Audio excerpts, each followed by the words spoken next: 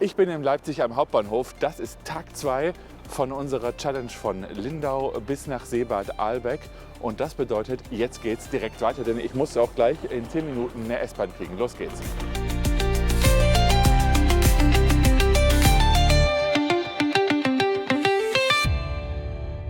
Im ersten Video bin ich von Lindau über Nürnberg bis nach Leipzig gefahren und heute geht's über Berlin bis nach Seebad Ahlbeck.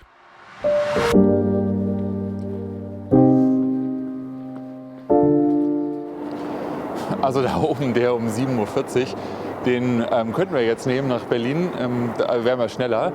Aber machen wir nicht, wir nehmen die S-Bahn um 7:22 Uhr, jetzt 7:29 Uhr, auch ein bisschen Verspätung, aber es sollte noch gut passen, dann in Lutherstadt-Wittenberg dann auf den nächsten Zug in Richtung Norden. Deswegen bin ich jetzt auch noch relativ entspannt. Und wir haben noch 5 Minuten, 6 Minuten, 7 Minuten mehr, um das hier zu finden, wo das ist, weil das ist nämlich jetzt unten im Leipziger Hauptbahnhof bei der S-Bahn. Da gehen wir jetzt hin. Gleis 2 Citytunnel, also da steht das jetzt, da oben, dass es da lang geht. Das habe ich hier entdeckt. Guck mal, hier ist so eine Modellbahn. Das kenne ich so ganz von früher. Das ist, die gab es mal ewig, auch in Stuttgart gab es die. Aber wir haben jetzt keine Zeit, die fahren zu lassen, weil wir müssen jetzt schon runter zur S-Bahn gleich. Aber hier, guck mal, da. Was Neues ist, dass hier der kleine ICE geliefert wird. Guck mal. Das ist aber Ida IC. So, hier glaube ich runter, ja. Also Gleis 2.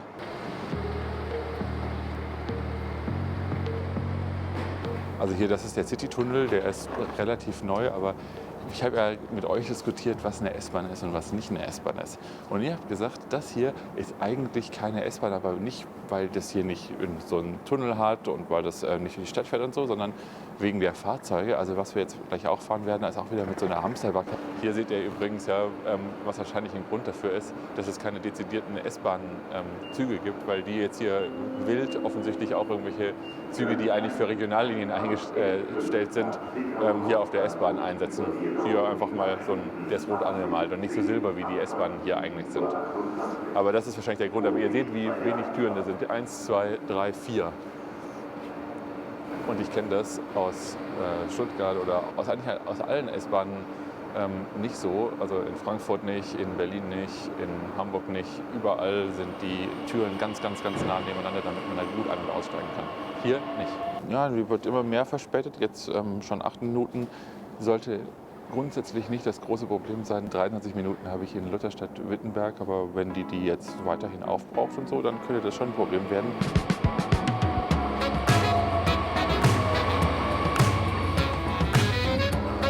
So, los geht's. Das ist jetzt der erste Zug des Tages. Danach kommen noch 3 weitere.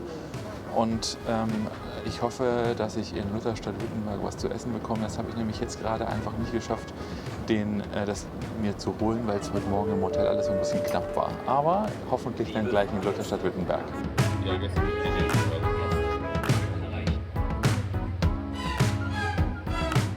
Also Sonntag 8 Uhr ist jetzt übrigens und gerade ist das die längste S-Bahn-Linie-Video veröffentlicht worden und das ist immer so ein Moment, wo ich immer so ein bisschen aufgeregt bin, nämlich weil es jetzt bedeutet, herauszufinden, wie euch das Video gefällt und deswegen jetzt ist der Punkt, wo es losgeht und ich werde jetzt heute mehrfach mal gucken, wie ihr das so macht und was für Kommentare ihr so schreibt. Also das hier in Bergwitz am Bahnhof, das wirkt wie so ein riesiger Lost Place, tatsächlich so ein Industriedenkmal oder so eine Industriebrache. Ich mache jetzt keinen Witz über Bergwitz, aber das ist ja auch ein Witz, hier gibt es ja gar keinen Berg. Hier ist flach wie dieser Witz.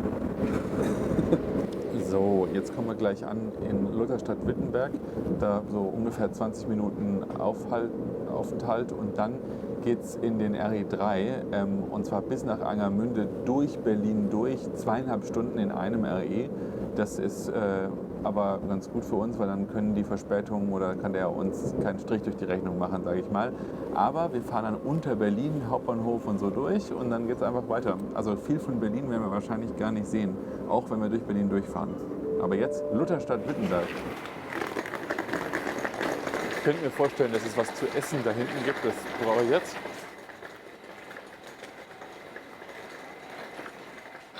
So voll bepackt jetzt mit Sachen. Damit ist der Hunger und der Kaffeedurst gestillt. Und jetzt gucken wir mal da hinten. Ich habe gerade schon gesehen, er steht auch schon da. Der RE3, dann, mit dem wir bis nach Angermünde fahren werden.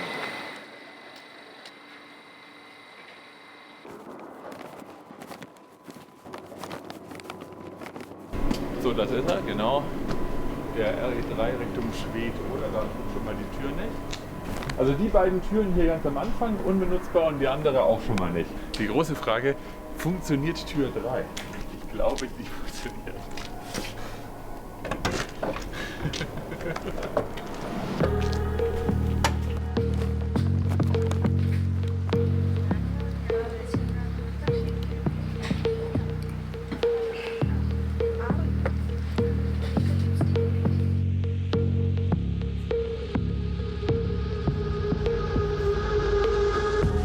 Gerade jetzt nach Blönsdorf hier eingefahren. Das ist aus folgendem Grund besonders, nämlich es ist jetzt der erste Ort für uns hier in Brandenburg, also nächstes Bundesland. Das hier übrigens, dieser Ding, das ist die linienförmige Zugbeeinflussung da unten. Dafür ist dieses Kabel, was in der Mitte liegt, zwischen den Schienen. Das zeigt ein wenig an, dass das hier eigentlich eine Strecke ist, auf der man schnell fahren kann. Deswegen hier fahren auch die ganzen ICEs nach Berlin durch mit 200 Stundenkilometer eigentlich. Und deswegen zählt hier LZB.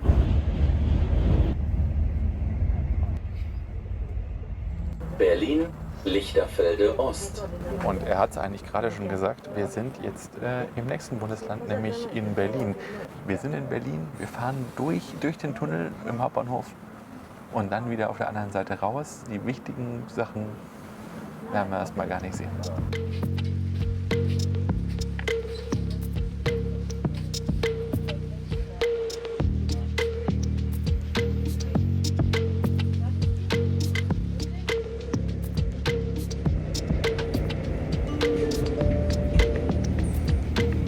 Berlin, Hauptbahnhof.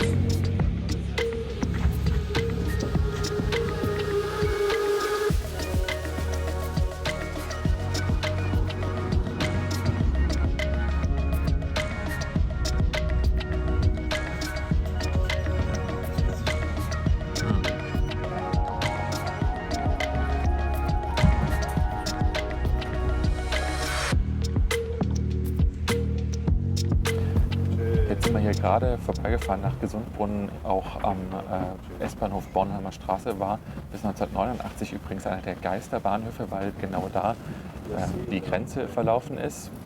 Da sind aber Westberliner S-Bahn-Linien lang gefahren, die dann wieder abgebogen sind weiter Richtung Westen. Und oben drüber war der Grenzübergang. Das ist übrigens ein Grenzübergang gewesen, einer der ersten, die damals geöffnet worden sind, am 9. November 1989. Also geschichtlich ein sehr interessanter Ort, an dem wir gerade vorbeigefahren sind. Jetzt sind wir gerade in Eberswalde losgefahren, aber wenn ihr es hier auf der Brücke euch anschaut oben, da seht ihr die Oberleitung für den O-Bus hier in Eberswalde. Das ist wirklich ein besonderes Verkehrsmittel, was ihr auch im Deutschlandticket verwenden könnt. Aber einer von 3 O-Bussen oder einer von 3 O-Bus-Netzen überhaupt in Deutschland. Das andere ist in Solingen und dann noch in Esslingen am Neckar. Und hier eben in Eberswalde. Also wirklich was ganz Besonderes, was es hier gibt. Wenn ihr mal hier seid, fahrt da mit und denkt euch, ich sitze in was richtig Besonderem drin. Ich finde krass, wie das hier aussieht. Hier muss irgendwie so ein Eisregen gewesen sein, weil hier diese ganzen Schwellen alle mit so einer Eisschicht bedeckt sind. Eigentlich voll krass. Eisregen in Berlin und Brandenburg. Herzlich willkommen zu unserem RBB 24 Spezial. Bei den Straßen ist es dann richtig gefährlich, wenn sowas passiert, aber hier ist es irgendwie noch geblieben.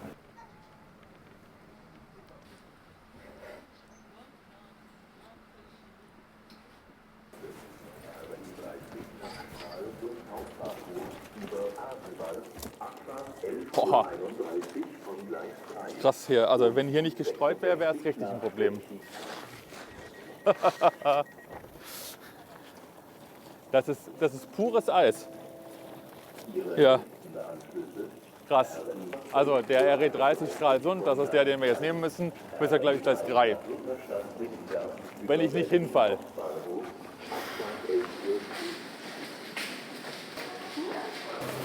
Aber hier ist es wirklich echt arschkalt. Müssen wir gleich mal nachschauen, was die Temperatur überhaupt ist. Aber es ist wirklich mit dem blanken Eis und so echt krass, muss ich sagen. Ich bin mir echt gespannt, wie das an der Ostsee ist, ob der ganze Schnee noch an der Ostsee gleich liegt. Also bis jetzt war ja überall auf der ganzen Strecke Schnee. Und da ist auch schon der nächste Zug, ich glaube, das ist er dann.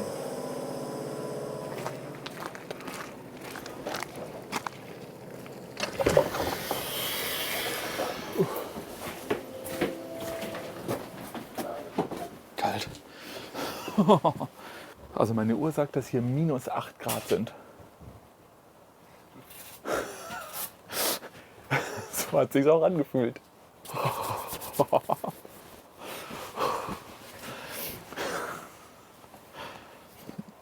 Also ich hoffe ziemlich, dass es an der Ostsee jetzt nicht auch so kalt, minus 8 Grad kalt sein wird, weil da ist ein Wind und so. Boah, da habe ich jetzt auch. Leute, worauf habt ihr mich hier geschickt? Lindau bis nach Seebad-Ahlbeck, ja. Und es ist dauerkalt und Dauerschnee und der vereiste Bahnsteig, das finde ich richtig krass. Mal sehen, also mit dem Zug fahren wir jetzt nach Züssow und dann müssen wir nochmal umsteigen in einen weiteren, der dann bis nach Seebad-Ahlbeck fährt. Also das heißt, vorletzter Zug, jetzt geht's los, RE30 Richtung Züssow. Boah, geil, jetzt kommt gerade die Sonne hier raus. Das ist ja mal der Oberhammer, weil jetzt war es die ganze Strecke irgendwie so grau in grau. Nur in Lindau, wo wir losgefahren sind, da konnte man so gerade den Sonnenaufgang sehen und da war es richtig cool. Und jetzt hoffe ich mal, dass es auch in Seebad-Ahlbeck richtig schön wird. Also jetzt gleich kommen wir an hier in Züssow und müssen nochmal umsteigen hier in den RB 23. Und dann fahren wir mit dem hier diese ganze Strecke entlang, hier dann auf Usedom drauf und dann hier im Prinzip an der gesamten Strecke Usedom lang bis hier Seebad-Ahlbeck. Da habt ihr geschaut, 2 Stationen weiter gäbe es dann noch, dann würden wir nach Polen kommen. Das ist jetzt der letzte Umstieg. Danach sind es noch ungefähr 1,5 Stunden bis Seebad-Ahlbeck. Also jetzt noch der Endspurt, aber ich habe das Gefühl, dass hier Züssow wirklich so ein bisschen in der Middle of Nowhere ist, wo man jetzt hier umsteigen muss. Aber jetzt kommen wir da gerade erst an, hier in wirklich dieser mega schön vereisten Winterlandschaft. Ich sehe es hier gerade schon, der Bahnsteig ist nicht gestreut, aber trotzdem mit so viel Eisschicht. Das wird richtig lustig jetzt. Dann auf die Rutschbahn.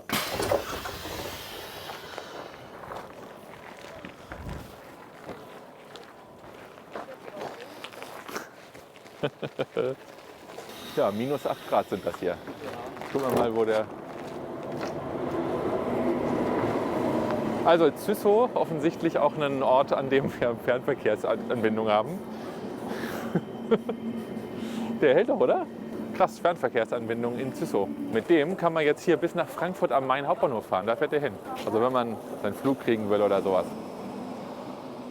Also wir sehen hier Umsteigebahnhof auch mit Fernverkehr. Da kommt jetzt ja noch eine andere ICE in die andere Richtung. Aber jetzt gucken wir mal, was hier so geht in Züssow hier, wenn wir mal hier rausgehen. Also hier ist auf jeden Fall mal so noch ein Platz. Aber hier sind wir auch schon ein bisschen so Lost Place. Was zu essen gibt es hier, glaube ich, nicht. Zumindest nicht so, dass man hier, dass es direkt irgendwie um die Ecke was geben würde. Ich gehe mal wieder zurück auf den Bahnsteig. Hier ist nämlich auch ein bisschen windig und echt die minus 8 Grad, die machen es auch gerade aus. Ich mache jetzt mal hier meine Kapuze hoch, Leute. Ja, ist ein bisschen besser.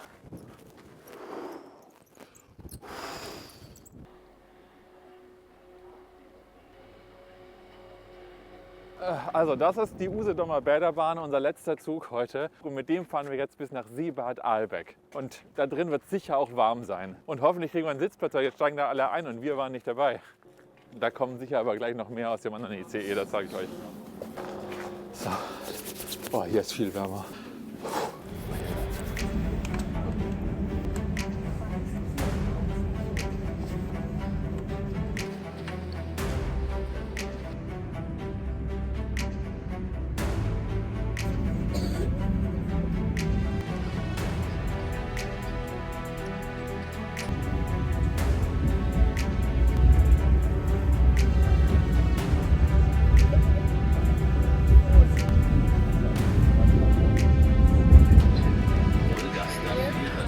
Also jetzt sind wir gerade drüber gefahren über die Peenebrücke in Wolgast. Das ist so eine Klappbrücke, wo die Straße drüber geht, aber auch eben die Eisenbahn drüber führt.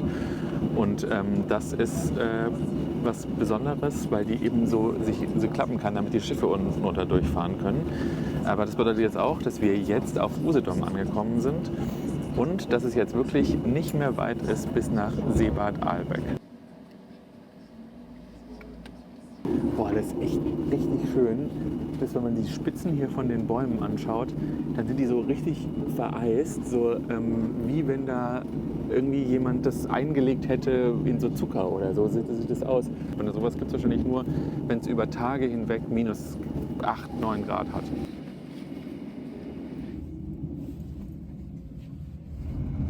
So, jetzt sind es wirklich nur noch wenige Minuten bis Seebad Ahlbeck, gerade noch in Heringsdorf losgefahren.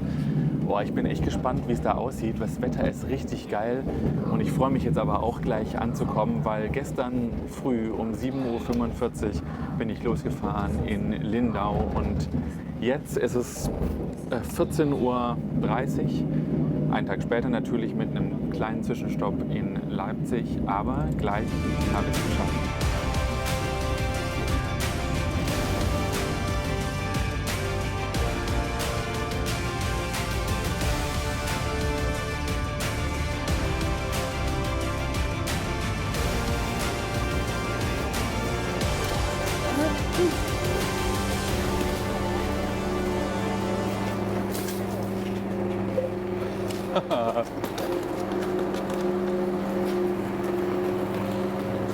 Das ist es.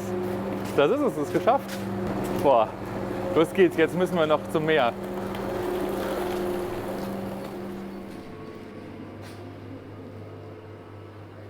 So, der Zug, der fährt jetzt über die Grenze rüber noch nach Polen. Aber wir sind ja hier Seebad Ahlbeck. Also das ist wirklich, Polen ist halt direkt um die Ecke.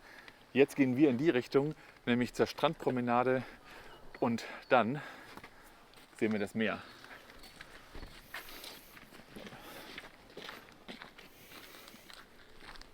Ich glaube, in die Richtung geht's.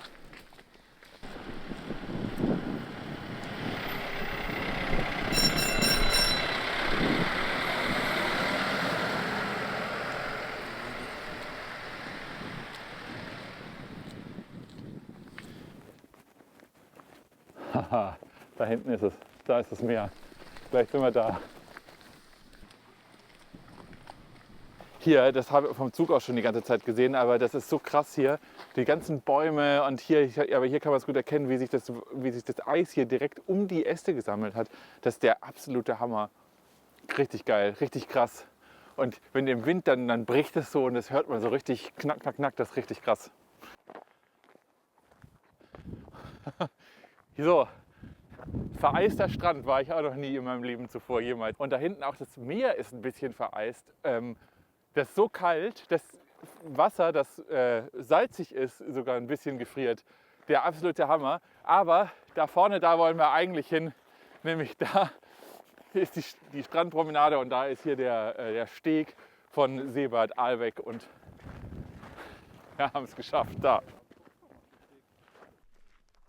So, jetzt gehen wir ganz nach vorne und versuchen da unser Bodenseewasser loszuwerden, weil das ist die letzte Amtshandlung dann von heute. Das müssen wir auf jeden Fall noch machen. Los geht's.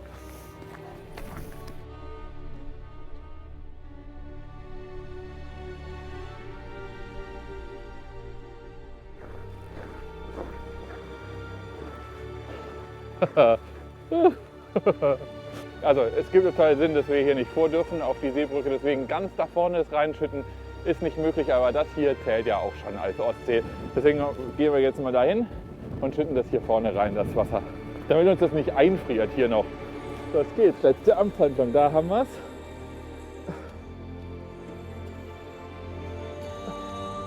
Gucken wir mal, in welche Richtung der Wind geht. Dann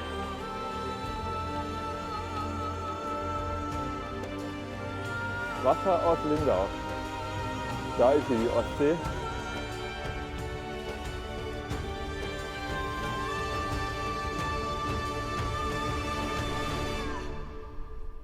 Und das war sie, eure Community Challenge von Lindau bis hier nach Seebad Ahlbeck. Wenn ihr mich unterstützen wollt, könnt ihr gerne Kanalmitglieder werden. Da gibt es auch exklusive Videos und Videos früher. Sonst könnt ihr hier weitere Videos anschauen, die findet ihr hier. Und hier könnt ihr mich abonnieren. Das würde mir auch sehr viel weiterhelfen. Und sonst sage ich für alle Tschüss, Auf Wiedersehen, bis zum nächsten Mal.